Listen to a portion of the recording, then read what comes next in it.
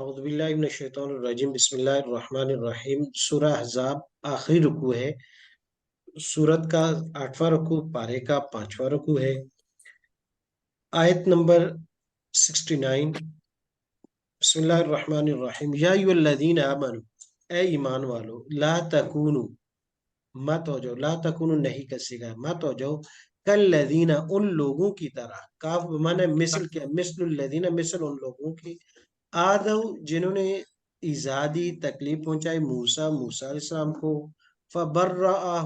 فبرأہ پس پھر اللہ نے ان کو پاک کر دیا، بری کر دیا اللہ نے، مما اس چیز سے قالو جو وہ کہتے تھے، وَكَانَ عِندَ اللَّهِ وَجِيهًا اور وہ ہو گیا اللہ کے ہاں صاحب عزت، ذی وقار یا صاحب وقار۔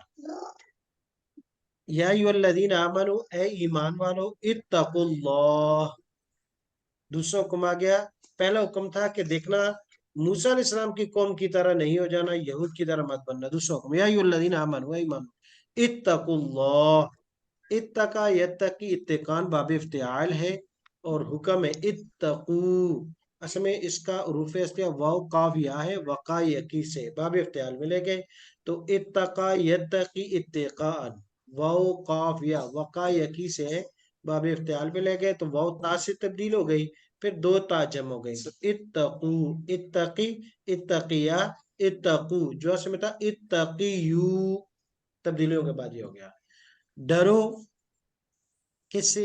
اللہ سے، وقولو اور کہو، قولا سدیدا سیدھی اور صاف بات، سیدھی بات کہو، یصلح لکم، اصلح یصلح اصلاحا ٹھیک کر دیں گے، لکم تمہارے لیے، اعمالوں تمہارے اعمال، کون؟ اللہ تبارک تعالیٰ، ویغفر اور معاف کر دیں گے، لکم تمہارے، ذنوبکم تمہارے گناہوں کو، تمہارے لیے تمہارے گناہ، ومن اور وہ شخص، یطیع جو اطاعت کرتا ہے، اطاع یطیع سے، یطیع درمیان میں یا حذف ہو گئی من کی وجہ سے، یہ اس کا عین ساکن تھا ستا، یطیع عین ساکن ہے، عین کو جو زیر میں لگی ہے وہ لفظ اللہ کی لام کی سکون کی وجہ سے، تو دو ساکن ایک جگہ جمع ہوئے تو عین کو ہم نے کسرہ دے دیا، اور من وہ شخص یطیع جو اطاعت کرے اللہ کی اور اس کے رسول کے، فقد فازا، فازا یفوز فوزن اجوف سے ہے، فازا یفوزو، فوز لا تفوز، فائز مفوز، فاز کامیاب ہوا، فوزن عظیمہ بڑی کامیابی کے ساتھ، ان بے شک عرضنا ہم نے پیش کیا الامانت اس امانت کو، علی السماوات والارض آسمانوں اور زمینوں پر، والجبال اور پہاڑوں پر بھی، فابینا ابا یا ابا، ابا یا ابا، حمزہ با یا رفیستی ہے اور جمع مؤنث کا صیغہ ہے، ابا ابیا ابو، ابیتا ابیتما ابیتم، ابیت ابینا، ابت ابتا ابینا جمع مؤنث کا صیغہ ہے، فابینا پس انکار کر دیا ان سب نے، السماوات الارض الجبال چاروں کو ملا کر اس کو واحد جمع مؤنث کے طور پر استعمال کیا، فابینا پس ان سب نے انکار کر دیا، این یحملنا یہ بھی جمع مؤنث کا صیغہ ہے کہ یہ کہ وہ اٹھائے، این یحمل کہ اٹھائے، این یحملنا یہ کہ اس کو اٹھانے سے، وہ اشفقنا اور ڈر گئے، منہا اس سے، وحمل علی انسان اور انسان نے یہ امانت اپنے یہ بارے گراں اٹھا لی، انہو بے شک کانا ظلومن وہ تھا بڑا بے ترسا، بڑا ظالم تھا، جہولا اور بڑا جاہل تھا، لیعذب اللہ منافقین تاکہ اللہ پاک عذاب دے منافقین کو، والمنافقات منافق عورتوں کو، والمشرکین والمشرکات اور مشرک مردوں کو اور مشرک عورتوں کو، وَيَتُوبَ اللہ اور معاف کرے اللہ علی المؤمنین مومنوں کو، والمؤمنات اور مومن عورتوں کو، وَكَانَ اللَّهُ غَفُورٌ رَحِيمًا اور ہے اللہ تبارک تعالیٰ بخشنے والا اور رحم کرنے والا۔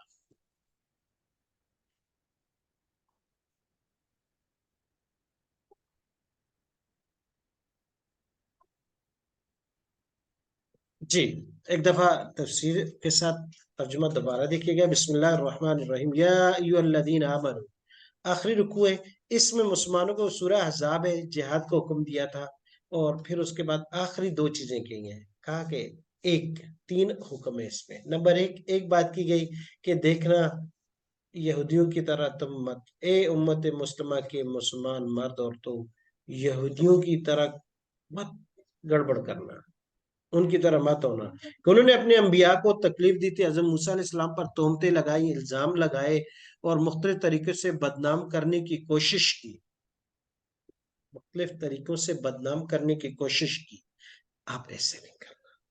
نمبر 2، پھر آگے 2 حکم دیے کہ ایک تو اللہ سے ڈرنا اور سیدھی بات کرنا۔ اس کا مطلب یہ ہوگا اللہ پاک آپ کے اعمال ٹھیک کر دیں گے، آپ کے اعمال ٹھیک کر دیں گے،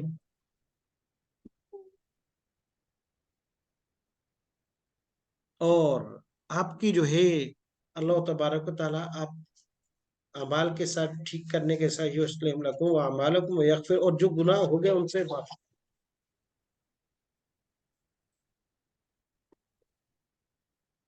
جی تو دیکھیں گا یا ایھا الذین آمنوا، اے ایمان والو، لا تکونوا، مت ہو جانا کالذین، ان لوگوں کی طرح آذا یؤذی، باب فعال سے ہے، لا تکونو تو یہ تو گزر گیا، لا تکن، لا تکونا، لا تکونو، مت ہو جاؤ کالذین، مثل ان لوگوں کے، کاف مانا مثل کے، ان لوگوں کی طرح، آذا یؤذی، ایذاء، باب فعال سے ہے، حمزہ ذال یا عرفیستیاں، اذا یؤذی، آذا یؤذی، آتا یؤتی کی طرح ہے، جس طرح اس میں حمزہ تا یا ہے، اس میں بھی حمزہ دال یا ہے، بس اس میں شروع میں حمزہ، آخر میں یا، درمیان میں تا ہے، اس کے درمیان میں دال ہے، باقی آتا یوتی اور آدھا یؤذی سیم ہے۔ آذو کہ انہوں نے تکلیف دی موسیٰ علیہ السلام۔ اب یہ تکلیف کے اندر 3 کول آتے ہیں۔ ایک یہ آتا ہے کہ قارون نے ایک عورت کو پیسے دے کر الزام لگوایا حضرت موسیٰ علیہ السلام پر، اور اللہ تبارک تعالیٰ نے قارون کو زندہ زمین میں گاڑ کر کے پھر اسی عورت کی زبان سے گواہی دعائی کہ وہ جھوٹی ہے، موسیٰ علیہ السلام سچے۔ ایک یہ دوسرا کہ لوگوں نے الزام لگا دیا تھا کہ حضرت موسیٰ علیہ السلام نے، کیونکہ موسیٰ علیہ السلام کے ساتھ ہارون علیہ السلام سفر میں گئے اور ان کے راستے میں ڈیتھ ہو گئی، فوت ہو گئے، تو لوگوں نے الزام لگایا کہ حضرت موسیٰ علیہ السلام نے اپنے بھائی کو قتل کر دیا، تو اللہ تبارک و تعالیٰ فبرہ اللہ، اللہ نے ان سے ان کو بڑے طریقے سے کیا، مختلف دیے 3 کے۔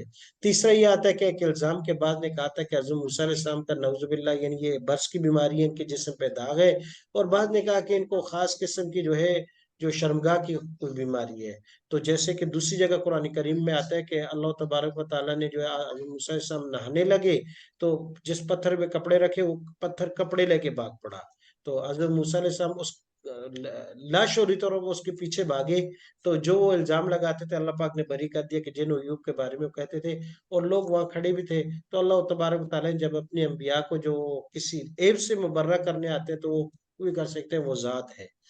فبرأ اللہ، تو قتل ہو یا قارون کا عورت والا ہو یا تیسرا واقعہ ہو، تینوں میں سے کوئی بھی، تو اللہ پاک نے اس کو اس سے بالکل بری کر دیا۔ قالو، جو انہوں نے کہا تھا، وکان عند اللہ وجیہا، اور وہ اللہ کے سامنے کیا تھے، ذی وقار تھے، عزت والے تھے۔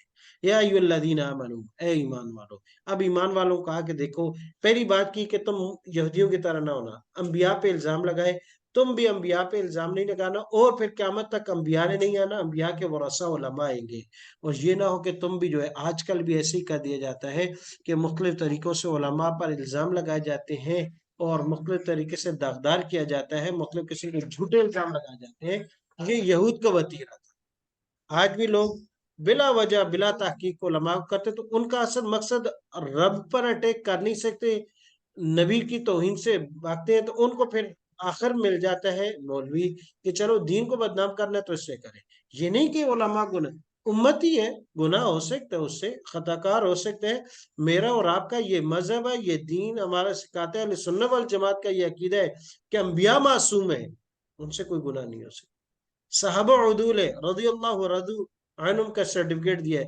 باقی تو میں اور آپ امتی ہیں، وقت کا کتب اور ابدال بھی ہے، میرا ایمان ہے کہ گناہ گار اور خطا کار ہے، ہم تو کوئی دوسرے مسلک والے تھوڑی ہیں کہ امامت کا وہ ذالک ہے کہ نہیں بھی قیامت تک ان کی امام بھی آتا رہے گا اور وہ انبیاء سے بھی زیادہ معصوم ہوگا، نہیں، اہل سنت والجماعت کا یہ مسلک اور یہ عقیدہ ہے کہ انبیاء کے بعد صحابہ عدول، باقی امت میں کتب اور ابدال بھی ہے، خطا کار اور گناہ گار ہوگا، فرشتہ کوئی نہیں ہو سکتا، لہذا انسان ہے، آدم کی اولاد ہے، کہیں ہوگا، لیکن اس کو جو ہے نشانہ نہ بنائے، کیونکہ اس کو نشانہ بنانا مقصد ہوتا ہے دین کو بدنام کرنا. جی. وَقُلْ يَا أَيُّهَا الَّذِينَ آمَنُوا اتَّقُوا اللَّهَ، ڈرو اللہ سے. وَقُولُوا قَوْلًا سَدِيدًا، صاف سیدھی اچھی بات کرنا. قولوا، دو امر ہو گئے. اتقوا اللہ، ڈرو اللہ سے، اور صاف سیدھی بات کرو. قولاً، بات کرو. سدیدہ، سیدھی سیدھی، ٹو دا پوائنٹ. نہ ہو جھوٹ، نہ ہو اس میں ملمہ سازی، نہ ہو الزام، نہ ہو، یعنی اچھی بات دین کی، اسلام کی، راست کی. یصلح لکم اعمالکم، اس کے بدلے میں دو چیزیں آپ کو ملیں گی. نمبر ایک، یصلح لکم اعمال، اللہ پاک آپ کے اعمال کو درست کر دیں گے. انسان ہے یا اللہ، وہ جو کچھ بھی ہے وہ اللہ کی طرف سے ہے، میرے اور آپ کے بس میں نہیں ہے. لیکن جب اللہ سے ڈر کر زندگی گزاریں گے اور اپنی طرف سے بات ٹھیک کریں گے تو ایک انعام ملے گا کہ ہمارے اعمال ٹھیک ہو جائیں گے.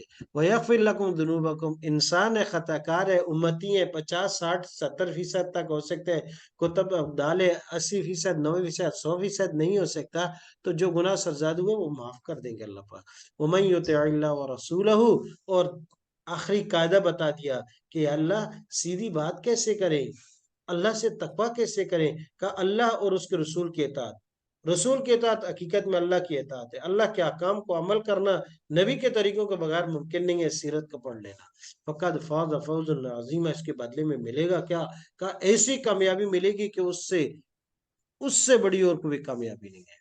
آگے ایک بڑا عجیب آیت ہے، زبردست قسم کی. انا عرضنا، اللہ پاک کہتے ہیں کہ ہم نے یہ امانت. اس امانت سے کیا مراد ہے؟ عرضنا الامانت، ہم نے پیش کیا اس امانت کو آسمانوں پر، زمینوں پر، پہاڑوں پر. فابینا، سوال تھا کہ یہ جمع مؤنث کیوں آیا ہے؟ سماوات جمع مؤنث غیر ذی العاقل ہے، ارض واحد آ گیا، یہ ویسی مؤنث. الجبال، یہ تو تین عطف کے ساتھ آ گئے، تو تین علیحدہ لفظ آ گئے، اس لیے جمع مؤنث کا لفظ استعمال کیا. ایک اگر ہوتا تو واحد مؤنث کا صیغہ بھی اس کے لیے کافی ہوتا. دوسرا، جمع مؤنث غیر ذوی العقول کے لیے جمع مؤنث کا صیغہ بھی لایا جا سکتا ہے. فابینا، تو انکار کر دیا. یحملنہ، اس کو اٹھانے سے. اشفقن منہ، اس سے ڈر گئے. حملہ انسان، انسان نے اٹھا لیا. انہ کان ظلوما، تو یہ ظالم بھی ہے، جاہل بھی ہے. عجیب بات ہے. امانت کیا چیز تھی؟ آسمان زمینوں کو اللہ نے حکم دیا کہ اٹھاؤ اس کو، اور انہوں نے انکار کر دیا. اللہ کے حکم کی نافرمانی، یہ تو بغاوت ہے. اور انسان اٹھا کے ظالم اور جاہل بن گیا. سمجھیے گا، امانت کے بہت سے معنی کیے ہیں مفسرین نے، کہ امانت کا یہ مطلب، بعض نے کہا یہ ہے، بعض نے کہا اس امانت سے نماز مراد ہے، بعض نے کہا امانت سے زکوٰۃ مراد ہے، بعض نے کہا اس سے حج عمرہ مراد ہے. لیکن ٹوٹلی جو اکثر ائمہ نے کہا کہ اس سے مراد احکام تشریعی ہے. وہ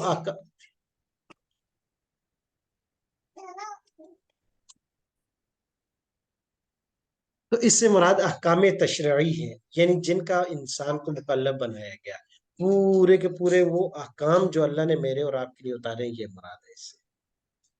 اب اس سے کیا مطلب کہ آسمان اور زمین اور پہاڑوں پر پیدا کیے، پیش کیے، اور انہیں انکار کر دیا، اور وہ ڈر گئے.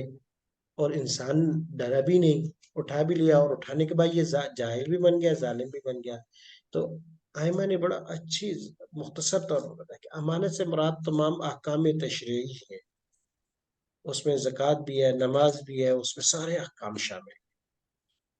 اچھا، آسمانوں اور زمین، اور اس کو اللہ تبارک و تعالیٰ نے کیونکہ ان احکام کی استعداد اور صلاحیت ہی نہیں دی، وہ اس کے قابل نہیں ہے، لیکن پھر بھی اللہ پاک نے ان کو ان کے مطابق کچھ استعداد صلاحیت دے کر ان سے سوال کیا کہ کیا تم یہ نماز روزے جو احکام ہے ان کو بجا لانے کی لاؤ گی؟ انہوں نے کہا کہ اللہ، یہ حکم لازمی طور پر ہے. کہا نہیں، اگر آپ کریں گے تو آپ کو آپشن ہے، اگر ان احکام کو بجا لاؤ گے تو آپ کو وہ انعامات ملیں گے جنت کے جو انسان کو بتائے گئے ہیں. تو کہا ٹھیک ہے. کہا دوسرا، اگر نہیں مانو گے تو پھر کہا وہ عذاب ملے گا، وہ جہنم دکھائی. تو انہوں نے جب جہنم دیکھی تو انعامات کو بھول ہی گئے.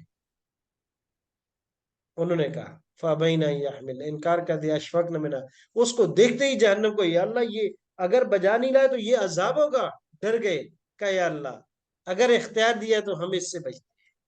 انکار کر بعد میں انسان کو پیدا کیا، انسان کو کہا کہ یہ انعامات ملیں گے بجاوری بھر، اور اگر نہیں لایا تو وہ سزا ہوگی، جہنم بھی دکھا دی جنت بھی۔ انسان نے جہنم کو بھول گیا، کہا اللہ تیری محبت بھی ملے گی، کہا ملے گی، تیرا دیدار بھی ملے گا، کہا میرے بندے ملے گا، کہا اللہ اور کہا یہ سارے یہ انعامات میں دوں گا۔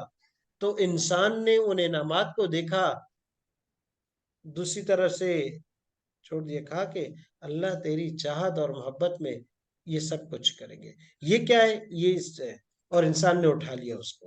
انَّهُ كَانَ ظَلُومًا جَهُولًا، اب ظالم اور جاہل وہ ہے جو بعد میں اس کی لیعذب اس کی، پھر اس کے بعد ظالم اور جاہل وہ ہوا کہ جس کو پتا تھا اتنا شدید عذاب ہے، اتنا سخت سزا ہے، اور اتنی بڑی ناکامی کہ اس کے بعد کامیابی نہیں ہے، تو اس کے باوجود جو ہے یہ اب ان احکام کی طرف آتا نہیں، رب کی مانتا نہیں، اور رب کا راستہ چھوڑ کر دوسری طرف جانا چاہتا ہے، تو یہ ظالم بھی ہے، اور سب سے بڑا جاہل بھی اور احمق اور بے وقوف بھی ہے، اتنا نہیں سمجھتا کہ یعنی آخرت کی زندگی کے مقابلے میں یہ چند سیکنڈ کی زندگی بھی نہیں بنتی، 60 سال کی زندگی بھی اس کے مقابلے کوئی حیثیت ہی نہیں ہے۔ لیکن یہ جاہل اس 30 40 50 60 سالہ زندگی کو اتنی اہمیت دے دیتا ہے، اور نہ ختم ہونے والی زندگی کو بھول بیٹھتا ہے، جاہل بھی ہے، ظالم بھی اپنے اوپر ظلم کرتا ہے۔ تو اس کے بعد کیا ہوا، تو دو گروہ بن گئے، منافقین اور مشرکین کا گروہ جن کو اللہ پاک عذاب دے گا، اور دوسرا مومنین اور مومنات کا جن پر اللہ پاک رحمت کرے گا اور معاف کرے گا۔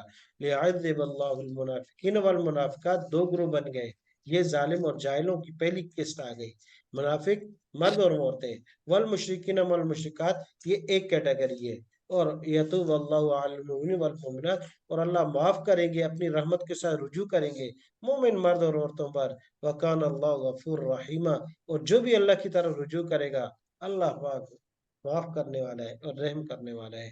اللہ تبارک و تعالی مجھے اور آپ کو قرآن سمجھنے کی، پڑھنے کی توفیق عطا فرمائے، حامل بالقرآن بنائے، اور اس قرآن کو میرے لیے، آپ کے لیے، ہر ایک مسلمان کے لیے دنیا میں خیر و برکت کا ذریعہ اور آخرت میں نجات اور شفاعت کا ذریعہ بنائے۔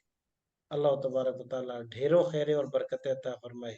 اللہ تبارک و تعالی ہر ایک کو اپنی شان کریمی کے مطابق دنیا کی خیریں، برکتیں، بلندیاں، کامیابیاں بھی، اور آخرت کی تمام وہ اصل کامیابیاں وہ بھی عطا فرمائے۔ آمین یا رب العالمین۔